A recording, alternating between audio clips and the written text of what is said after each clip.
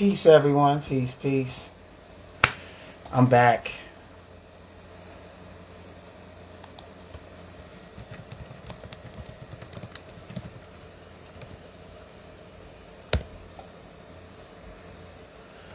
So, on today's live, we want to talk about problems enjoying life. Right?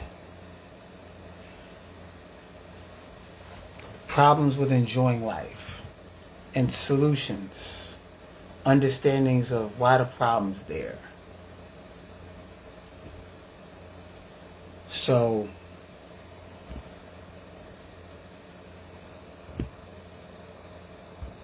we talk about enjoyment, right?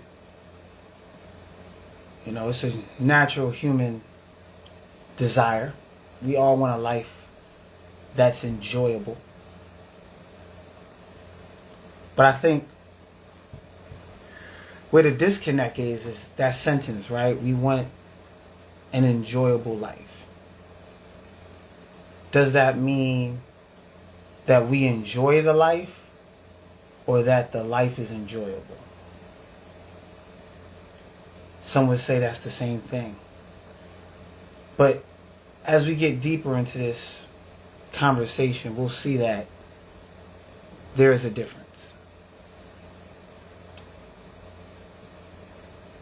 We all want it. We all want an enjoyable life. We all want to be happy with our life. And it's a struggle. You know, the numbers of people in therapy in the United States are at an all-time high. There's so much going on in the world, right? We all have to deal with adversity in this life. And so it feels like this struggle to be happy. But I would say the number one issue with why we're having so much trouble to enjoy life is due to the cultural upbringing we have in this society, that we've been taught that the enjoyable life is a set of specific experiences, places, and people that are enjoyable. But what if I told you that an enjoyable life is a life where you are in a state of joy when you're in those situations, when you're experiencing those people and those places? And what does that mean, right? What does that mean? So when we talk about that, I like to quote some of the psychological science. Is life self-determined or is life predetermined, right? And I think we've grown up and raised in a culture that has taught us that life is predetermined, right? There's already a set of experiences, places, and people that are quote-unquote already predetermined as enjoyable. And then there's things that have already been predetermined to not be enjoyable from a social framework. But when we look at nature, we look at science, we look at life, we know that's not true, right? Everybody doesn't enjoy ice cream.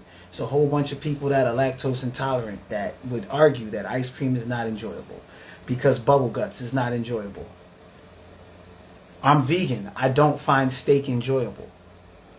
But there's some people that will pay a good amount of money to go to Fogo de Chao and eat that Wagyu steak for $100. So life has shown us that there is no such thing as an enjoyable situation. That the enjoyment, the engagement of joy that you have in the situation is due to what? It is your choice. And so I think we're in a world today where we have held our joy ransom due to this philosophical thinking that joy is something that is outside. It's this destination. It's this place. It's something that the outside world has a authority,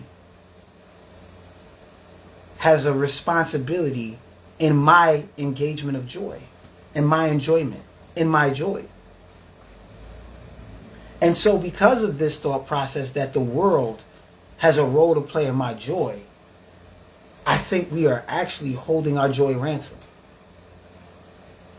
Because now all these other outside things have to play a role for me to be in a state of joy, for me to enjoy, for me to be joyful, full of joy. This person has to play their role. But we've experienced in life that we don't control other people. So when other people don't play their role, now I can't enjoy myself. So when I explain it like this, we can kind of see how we set ourselves up for the letdown. Because I'm looking, it's a natural human desire. It's one of the basic human desires that if you study psychology, they talk about it. The desire for joy in our life. But they've never taught us in this society the proper framework to navigate that journey of enjoyment, of engaging in joy. We live in a capitalistic society that monetizes joy. Because notice all the things that, quote unquote, are enjoyment or joyfully or enjoyable are cost money, right? They got a nice little price tag to it. The vacations, the trips. And I'm not against vacations and trips. Please don't get it twisted. I'm not anti-materials. I have a few Coach bags myself. But I know for my safety, for my peace, for my joy, for my health, for my mental health, that it is not the Coach bag that brings me joy. It is I that bring the joy to that. Because I can change my mind and next year be like, you know what, I don't like Coach bags. I'm more of a Michael Kors guy. And now I enjoy Michael Kors bags and I don't enjoy Coach bags anymore. So I'm the person that puts the label of joy on the experience I experience. The experiences don't come predetermined with if they're enjoyable or not. And we know this is true. It's proof of life. Like I said, the more I study life, I find that life has its own science and knowledge and wisdom. But then the social wisdoms that we've been taught don't line up. The social wisdoms in school taught us about the pursuit of happiness, right? But when we look at nature, we look at people, we look at humanity, we see people in third world countries are some of the most happiest people on the planet with the least amount of quote unquote physical resources. But healthy social interaction, healthy interpersonal relationships. And we see in America people with the most amount of resources be some of the most unhappy people. So the iPad must not bring the happiness. The financial wealth must not bring the happiness. We see so many billionaires and millionaires, you know, rest in peace, Kate Spade killed herself, right? Robin Williams, we can go through the list, right? So the money doesn't bring the happiness. Yes, can the money open up doors for you to do things that you can choose to bring that joy to? Sure. But let's not mistake the driver for the vehicle. Let's not mistake. We would never say I'm a Hyundai, right? I drive a Toyota. I am not Toyota. I'm the person that brings the joy. The vehicle in which I enjoy, engage in joy. That's what the word means. We got to really start to become, understand, knowledge and wisdom in the etymology of these words. If I engage in joy in this situation The situation doesn't bring me joy. I bring the joy. And I can choose to not bring the joy and bring it and place it somewhere else. I don't need a situation to be joyful.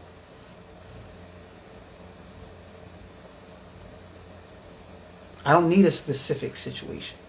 I can bring it to any situation. Now, because of social constructs, are there situations that we have universally say as people are more easier to engage in joy in? Sure, right? You know, when you see that page, when that, you know, that the sound hits on Friday when the money hits your account, because we're in this construct that you need money, right, to do things. Because many experiences in the capitalistic world are not free. So yeah, that's enjoyable. That's more enjoyable, right? We can argue over the semantics of that, but we can say that's more enjoyable. But let's say a situation of, you know, this random bill comes up that you now have to pay, that you had that money allocated for something else. We're still able to be in a state of joy even though that situation happened. We're not happy that it happened. I'm not joyful that I now have this random bill that's going to take $600 out my paycheck. Right? I'm not. That's not what we're saying. We're not masochists. What I'm saying here is that I can still be in a place of joy. I can still enjoy my life. I can still be happy. The situation has no jurisdiction over my mood.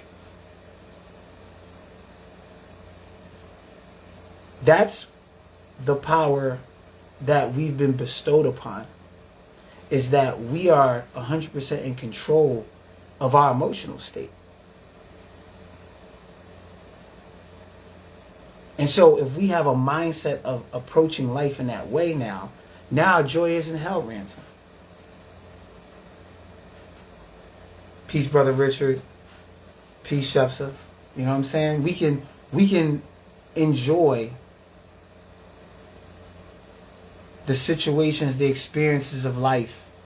We can keep our emotions high, our mood stable, our mood happy. We don't have to be depressed. I know, I love that painting too. It's a rendition of Starry Night by Van Gogh. We don't have to be sad. We don't have to fall into... And so when we think about some of the issues that we're having in this world of people falling into depression, when people fall into depressive states, it's due to a drop in our emotions, a drop in our energy level, due to usually a situation that occurred, a situation that triggers that drop. But if we can shift our mindset to really, really come to a realization that no situation in my life, no person in my life, no place, my job, my parents, my boss, my spouse, my children, no one has the power or the jurisdiction to affect my mood. Now I have a fighting chance to be able to be joyful no matter what. There's no other players. There's no other people who play a role in my enjoyment. And that's powerful. It's free. That's really the word I want to use. It's free. It's so free. And as humans, that's another desire. We have this desire for freedom. We have this desire to want to be able to control the things that are important and valuable to us. And so if we want to have full control over our emotional state, how we feel, right? Everybody wants to have full control of how we feel. Well, then we have to have a mindset that creates that freedom. And this mindset of predetermined spaces and places and people of happiness, and this script of happiness that people, places, and things play a role in doesn't line up with that desire for also freedom. Because now we become a slave. This is how addictions start. When an essential desire is tied to a physical thing, an external physical thing, and the need for that external physical thing to be present for that internal desire to be acquired is literally, you could call it a spiritual, even clinical understanding of an addiction. Because we're unable to fulfill that desire without that physical thing. So we could argue, and I've argued this in my, classes, in my psychology classes, that part of the root of addiction, and why we see addiction so much in Western societies, in what we might think are the world's most technological societies, but and also capitalistic societies, there's this high volume of humans with addictions. I've never seen, when I lived in Africa for a little bit, when I went to other countries that we call third war or basic or primitive or behind in the times, no one has addictions. Addictions is not even an ideology. They're like, what are you how can you be addicted to anything?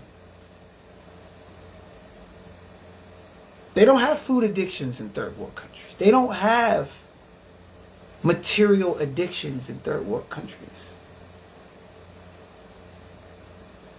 Drug abuse and these other things are now present because drugs are being brought to those countries.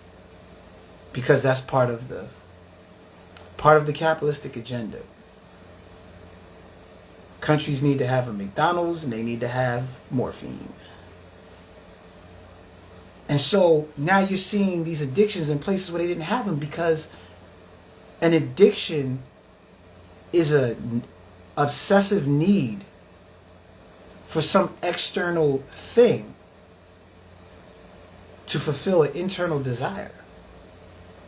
But the realization is, the Creator made us whole. The Creator made us well designed. We don't need any external thing to satisfy the internal desires. Everything was put in place that is needed. Our need for community and harmony is the reason why we're mammals. We're not reptiles. You wouldn't give a reptile the need for a community, the desire for community. That would be backwards. But we're mammals. Our survival is predicated as mammals on our power in numbers. The desire for wisdom was already put in place by us having parents. Like I said, part of the mammalian makeup is that we have the parental hierarchy, right? Reptiles don't have that. Like, everything that we needed was already put in our makeup as humans. We don't need the trip, the this, the that, the drink, the food, the place, the money, to be joyful, to be happy, to be at peace. Those are social constructs, the pursuit of happiness. The pursuit of happiness was a social construct made to connect. Because they have psychologists that work this stuff too in the marketing departments, that purposely wanted to connect human desire with consumerism. So now we're out here in the pursuit of happiness, looking for external things to fill these inner desires, and it's not working. If this cultural, psychological framework was working, more people would be happy. It'd be less people on suicide watch, in therapy, with mental health issues. But this way doesn't work. And so we have to change the way we operate, the way we think, the way our psychological makeup is, so that we can, like, quote unquote, get out of the matrix. And for this subject of joy, to free ourselves from the matrix, we must realize that joy is not in the situation, in the person, place, or thing. It's not predetermined, nor does it have an external component. It is an internal choice of our free will.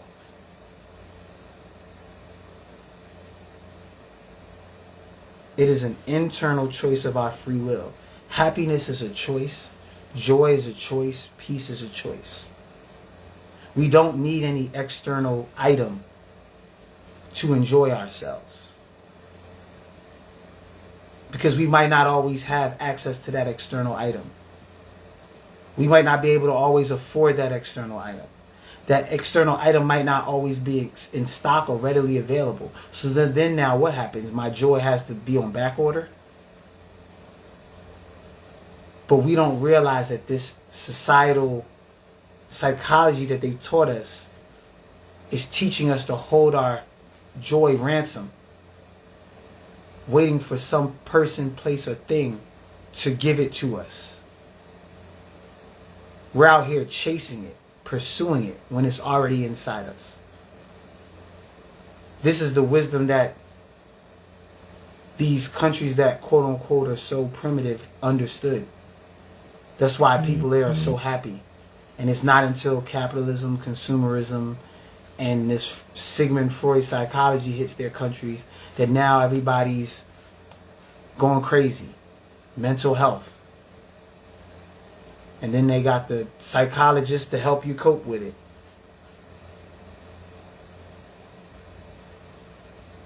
So I just wanted to, share this with y'all. I think I'm going to start talking more again, because the stuff we need to talk about. Because we living in a world that is so much confusion. It's so much looking for external things to validate, to complete us. And those external things always come with a price tag, always come with a sales pitch. And then we end up being let down, because now we get into the rat race, right? And now only the rich people get to enjoy life. Enjoying life is a rich people sport, right? Just like in capitalism, freedom is a rich people thing, right? When you're rich, you can go to jail, or you can pay the fine and not go to jail. Notice that rich people don't go to jail. They just pay the fine. Poor people go to jail. If you're rich in America, you get access to quality food. If you're rich, you can pay for the food that has less chemicals in it, which you would think would be cheaper. So we've created this system of consumerism. But they put consumerism on everything, not just tangible goods. They put consumerism on your happiness, on your joy, on your peace. And so when we accept this reality, fall into the matrix of my happiness is a combination of external people, places, and things, and me, I hold my joy ransom. And so we got to take it back, y'all, with the realization that joy is not in the places, in the people, and the things, but it's in us. It's a willing choice to choose to define what my emotional mood is at this moment. We're all going through stuff. It could be health illnesses. It could be financial, instability, relationship instability. We're all going through interpersonal relationship challenges, but we can always keep a positive mood. We can always choose to keep a positive mood. And that positive mood will help you get through the situation. Because when something is enjoyable, don't it feel easier? Don't it always feel easier to do something you enjoy than something you don't? You can go to the dance hall and dance for 6 hours at a party. How much energy does that really take? A lot, right? But you can sit at a cubicle for 8 hours and be miserable. Like, oh my God, why is that? It's not because it's more work to sit at the cubicle. It's no work to sit at a cubicle and look at a screen. But it's not enjoyable. Not because sitting at the screen isn't enjoyable. It's because you don't enjoy it. And when you choose to enjoy something, it becomes easier. It doesn't feel like you're pulling a ball and chain, but it feels like what? You're partying all night long, right? So when we reclaim the wisdom and understanding that joy is a choice that we can always choose, and we take it from being hostage to this fraudulent psychology, now we have this myriad of options. We have this myriad of this new lease on life, this new perception of life. That health issue just isn't as hard as it was before because I got a smile on my face. I got a good friend that's watching this video that perseveres through it, makes beautiful music, doesn't let the pain define his reality. He chooses to enjoy, make beautiful music, and that music is healing him. I hope he knows it. It's healing you, brother. That joy that you're cultivating when you play that music every week is healing you. And so that's the other thing. Joy isn't a destination.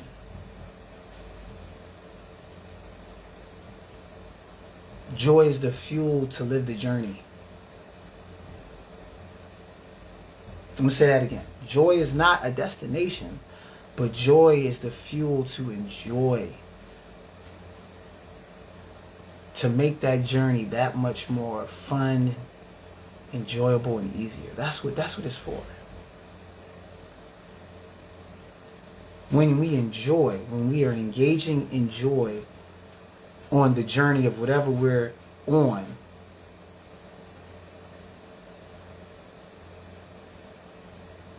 we're bringing up that energy. Because when you don't enjoy something, you feel lethargic. You feel drained.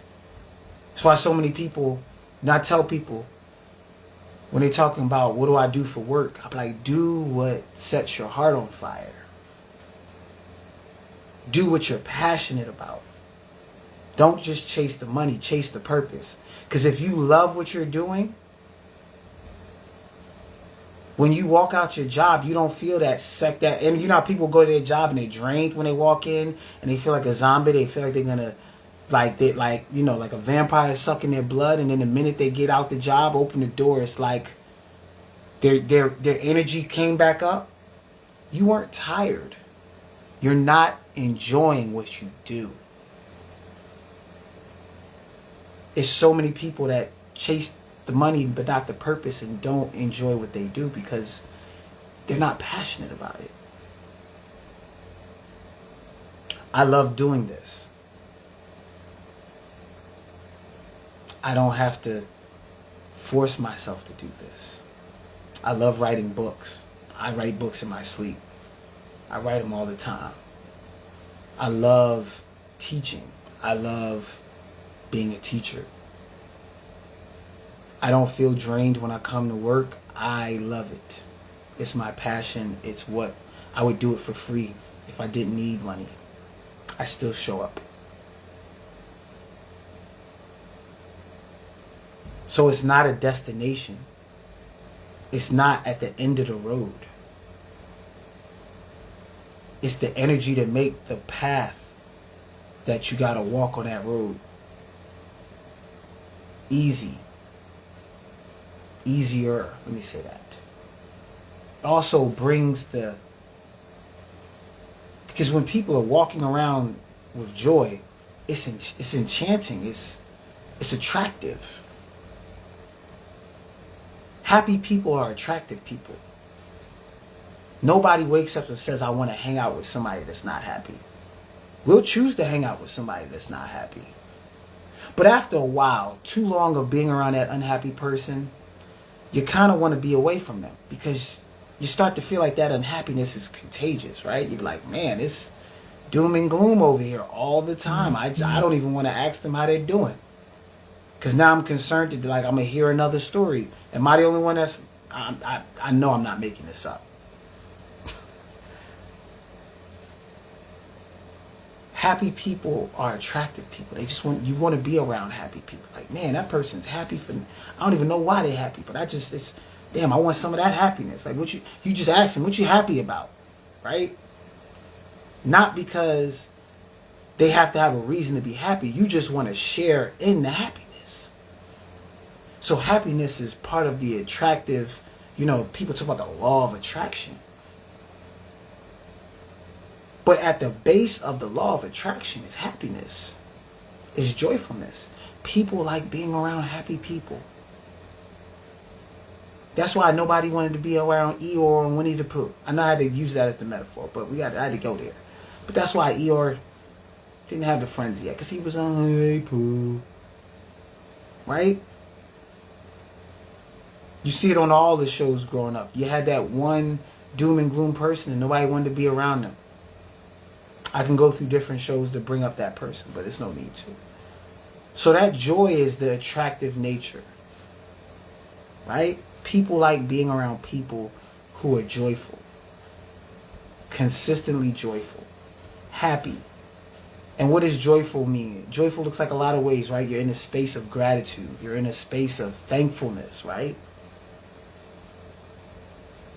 It's not a space of woe is me. It's a space of even with the setbacks, quote unquote setbacks or quote unquote losses in my life, material losses, all of that's happened, I'm still in a space of gratitude because of the wins, because of the blessings, because of all of that.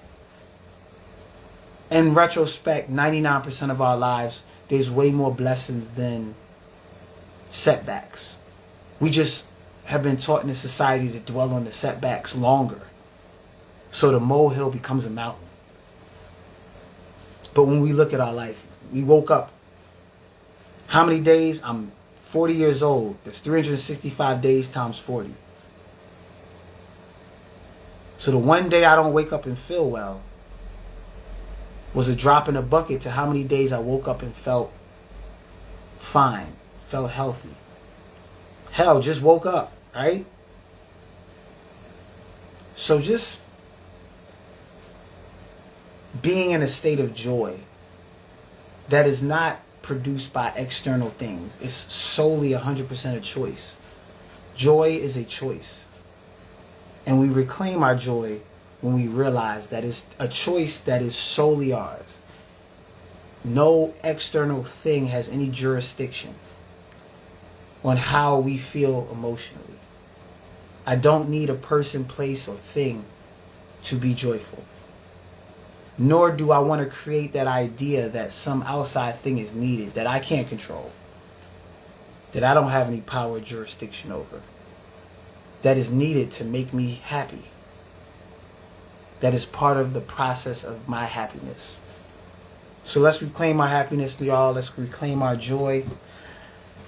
And let's release these ideas, these social constructs that were made to, seems like, pump consumerism and materialism and all of those things. Let's detach the external materials from our internal desires. Because yes, happiness is an internal desire. Peace is an internal desire. Joy is an internal desire. Freedom is an internal desire. But the Creator made all of those things possible without any external needs. We don't need money to be free. We don't need a drink to be happy. And we don't need anything else to be peaceful. It's a choice that we can always choose. So that ends today. Just want to say peace and love to everybody. Have a wonderful week. Have a intentionally joyful week. For this week, just think about that. Ask yourself in the moment, am I enjoying this moment right now, this experience, this moment right now? Am I choosing to? And when you're not in a space of joy, ask yourself, was that a choice? Or was it the programming that I was taught when I was younger? Was it what society told me? I'm supposed to be sad right now, so I have to be sad. Am I playing a part or a role? Am I actually choosing this? Because I don't have to be.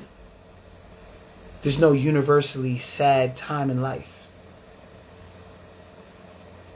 How they celebrate funerals in Louisiana is totally different than how we celebrate funerals up north.